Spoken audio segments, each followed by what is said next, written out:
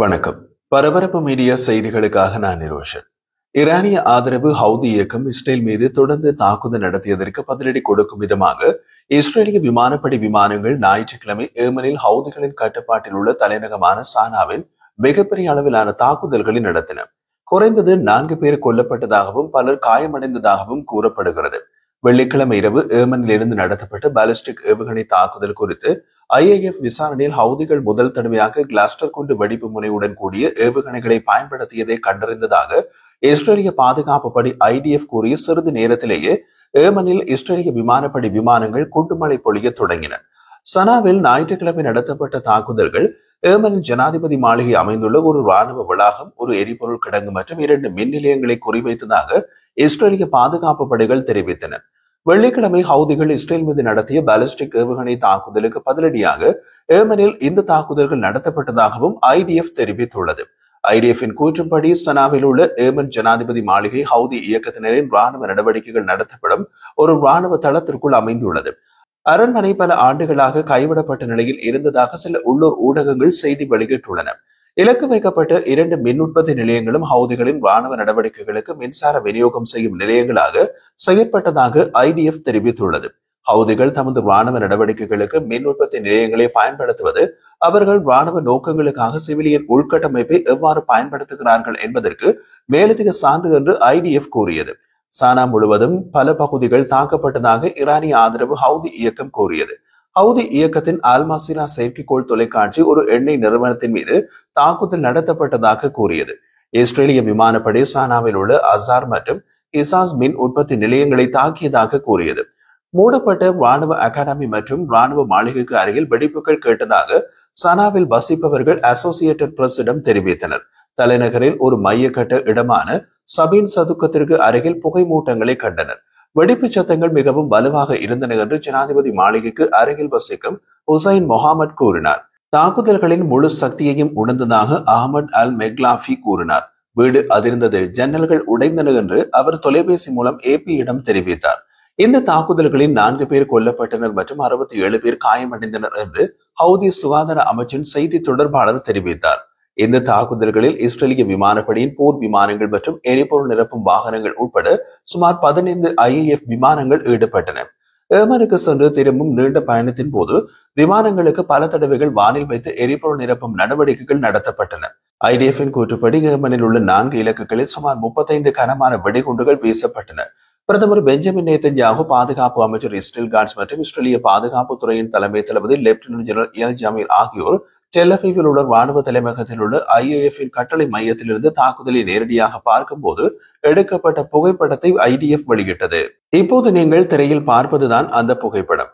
ஞாயிற்றுக்கிழமை ஏமனில் தலைநகர் சானாவில் நடந்த தாக்குதல் சுமார் 1800 கிலோமீட்டர் தொலைவில் அமைந்துள்ள ஈரானிய ஆதரவு ஹவுதிகள் மீது இஸ்ரேல் தாக்குதல் நடத்திய 15வது தாக்குதல். பெரும்பாலான தாக்குதல்கள் இஸ்ரேலிய விமானப்படை போர் விமானங்களால் நடத்தப்பட்டுள்ளன. இருப்பினும் இதற்கு முன் ஆகஸ்ட் 17ஆம் தேதி நடந்த தாக்குதல் இஸ்ரேலிய கடற்படை ஏவுகணை தாங்கி கப்பலால் நடத்தப்பட்டது. அது இஸ்ரேலிய கடற்படையால் ஏமனில் ஹவுதி இலக்குகள் மீது நடத்தப்பட்ட 2வது தாக்குதல். ஞாயிற்றுக்கிழமை நடந்த தாக்குதலின் போது ஏமனில் படமாக்கப்பட்ட சில காணொளிகள் வெளியாகி உள்ளன. அவற்றை பார்க்கும்போது தாக்குதல்கள் அதிசக்தி வாய்ந்த விமான குண்டுகளை பயன்படுத்தி நடத்தப்பட்ட தாக்குதல்கள் என்பது நன்றாகவே தெரிகின்றது. அதிக உயரத்திற்கு நெருப்பும் கரும்புகையும் எழுவதும் தெரிகிறது. அதிலிருந்து தாக்குதல் இலக்கு ஒரு எரிபொருள் கிடங்கு என்பதை உறுதி செய்துவிடலாம். அதை சுற்றிலும் பல கட்டடங்கள் இருப்பதை காணொலியில் பார்க்கும்போது தாக்குதல் மிக துல்லியமாக இலக்கை தாக்கியது என்றும் அருகில் உள்ள கட்டடங்கள் சேதப்படுத்தப்படவில்லை என்றும் தெரிந்து கொள்ளலாம். வெவ்வேறு கோணங்களில் படமாக்கப்பட்ட காணொலிகளிலிருந்து மக்கள் பதட்டப்பட்டு ஓடவில்லை என்பதையும் இதெல்லாம் அவர்களுக்கு பார்த்து பழகிய காட்சிகள் என்பதையும் தெரிந்து கொள்ளலாம். மற்றொரு காணொலியில் ஏதோ ஒரு கொண்டாட்ட நிகழ்வு நடக்கின்றது. மாலை அணிந்த ஒரு நபர் பலர் மத்தியில் அமர்ந்து சகஜமாக பேசிக் கொண்டிருக்கிறார். அவருக்கு பின்னால் உள்ள கண்ணாடி ஊடாக கரும்புகை எழுவது தெரிகிறது. கொண்டாட்ட நிகழ்வில் இருந்து யாரும் பதட்டப்பட்டதாக தெரியவில்லை. அதிலிருந்து இஸ்ரேலிய தாக்குதல்கள் பொதுமக்கள் இலக்குகளை தாக்குவதில்லை என்று தெரிந்து கொண்டு அவர்கள் சகஜமாக இருக்கிறார்கள் என்றும் எடுத்துக் கொள்ளலாம். IDF வெளியிட்ட ஒரு காணொலியில் ஏமனில் தாக்குதல் நடத்த போர் விமானம் ஒன்று புறப்பட்டு செல்வது படமாக்கப்பட்டுள்ளது. இஸ்ரேலிய விமானப்படை பொதுவாக இப்படியான தாக்குதல்களுக்கு அமெரிக்க தயாரிப்பு F-15 விமானங்களையே பயன்படுத்துகிறது. காரணம், அவை தாக்குதல் விமானங்களாகவும் உள்ளன, குண்டுவீச்சு விமானங்களாகவும் உள்ளன.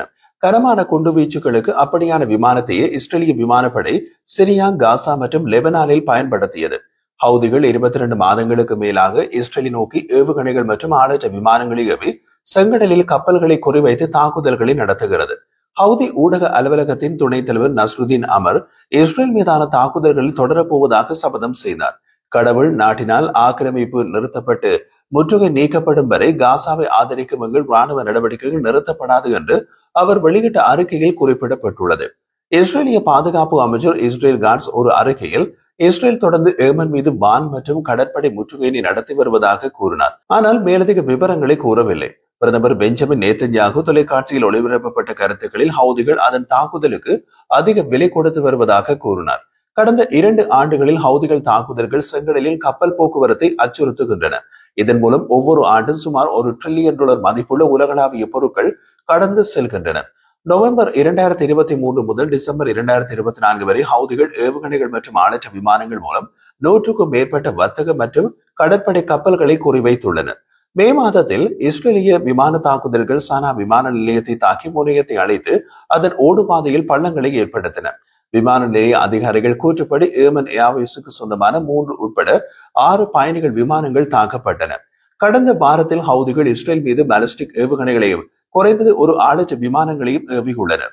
ஹவுதிகள் கடைசியாக வெள்ளிக்கிழமை இரவு இஸ்ரேலை தாக்கினார்கள். வெள்ளிக்கிழமை ஹவுதிகளால் ஏவப்பட்ட ஒரு பாலிஸ்டிக் ஏவுகணை இஸ்ரேலிய இலக்கை தாக்குவதற்கு முன் சுட்டு வீழ்த்தப்பட்டது. உடைந்த ஏவுகணையின் ஒரு பகுதி மத்திய இஸ்ரேலில் உள்ள ஒரு வீட்டை தாக்கி சேதத்தை ஏற்படுத்தியது.